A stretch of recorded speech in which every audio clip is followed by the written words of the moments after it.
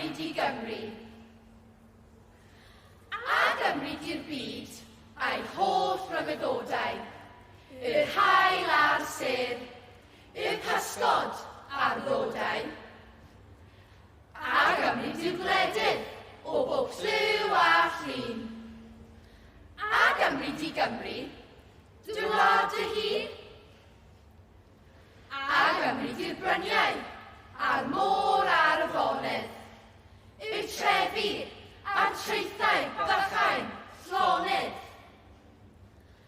A gymryd i'r bobl gynhesan y byd. A gymryd i Gymru, a'i chymryd i gyd. A gymryd i'r cymoedd a'r siopau betio, a'r capeli gwag, a lawan nhw eto. A gymryd i'r Eisteddfod a'r stiniog a'r glaw.